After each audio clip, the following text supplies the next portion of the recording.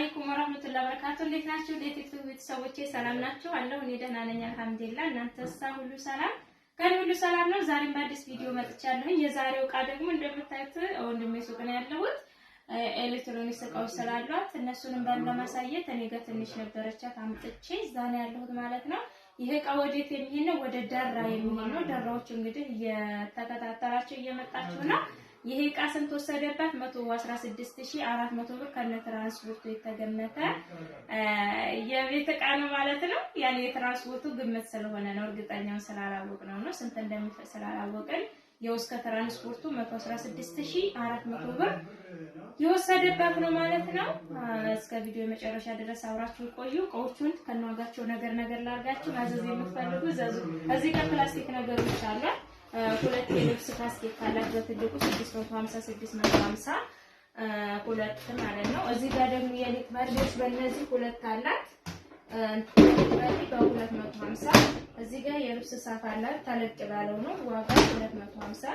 እዚህ ጋር የልብስ ጥስት ቀረብ እያረካሳያቸው የልብስ ጥስት በትልቁ ነው ዋጋ 1600 ብር።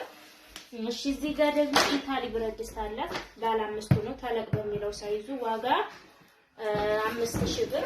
እዚህ ጋር ማይካ ጥበብ ትሪ ያላት ዋጋ 1300 ብር። እሺ እዚህ ጋር ፓርቲሽን አለች። ፓርቲሽን በመታዩት ዋጋ 1250 ብር ክዳናቸው ትላለች። እሺ እዚህ ጋር አስቤዛ ትንሽ ያለች እሷን የሚያሳያችሁ ይሆናል። ቲማቲም ጆክ አላት ዋጋ 600 ብር። እዚህ ጋር ሰርቪስ ኮፊ ያላት ዋጋ 750 ብር። እሺ እዚህ ጋር የቆሎ ሳህን አንድ ደርዘን አላት በመታዩት ዋጋ 740 ብር። እዚህ ጋር የፈንዲሻ ሳህን አላት ዋጋ 470 ብር። ሌላ የቁርስ ሳህን አንድ ደርዘን አላት ዋጋ 1500 ብር። እና እዚህ ጋር ሳፋ ለልብስ ማጠቢያ የሚሆን ወፍራም ፕላስቲኩ ትልቁ ጥቁሩ ሳፋ አላት። እዚህ መካዘል ስለሆነ ነው ሳላወጣው ረስቼ ነው። እሱ በ600 ሂሳብ አላት ማለት ነው። ዘይት አላት ኦመር ዘይት በጣም ተወዷል አሁን በነገራችን ላይ ዋጋ 1940 ብር። እዚህ ጋር 2 ኪሎ ቡና አላት በ1350 ታጥቦ የተለቀመው ቆንጆ ቡና ማለት ነው። እዚህ ጋር ስኳር አለ 2 ኪሎ ስኳር በ190 ብር ሂሳብ ማለት ነው 2 ኪሎ። እና ወደዚህ ስትመጡ ደግሞ ነገ ያሉት እነዚህ ይመስላሉ።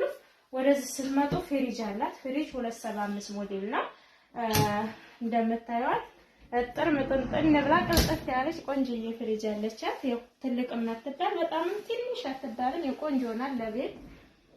እና ይቺ ዋጋዋ 43500 ብር የተገዛች ኦርቢት ፍሪጅ ናት ማለት ነው። ሞዴል 275። እና ወደዚህ ስትመጡ ደግሞ ኦቨን አላት። ኦቨን እንትኑ ነው 60 በ60 ዴልታ ኦቨን ነው። እና እንደምታዩት ይችንም በብዛት የምንይዘውም ይችን ነው። በጣም ደስ የምትል ቆንጆ ኦቨን አለቻት። 2 ሲሊንደር 2 በማብራት በምትሰራው ናት። እና 60 በ60 ናት። ሜድ ኢን ቱርክ ናት። ዋጋ ይቺ 44000 ብር ናት ማለት ነው። እና እቃዎቿ እነዚህን ይመስላሉ። ብር ያዝ ያረጉባት ሁለቱ እቃዎች ናቸው ማለት ነው። እነዚህ የተወሰነ አለ ከነ ትራንስፖርቱ እንግዲህ የወሰደ ነው። ይሄ እቃ ወደ ደራ ይላካል። ማዘዝ የምትፈልጉ ደራዎች እዛዙ። ቻው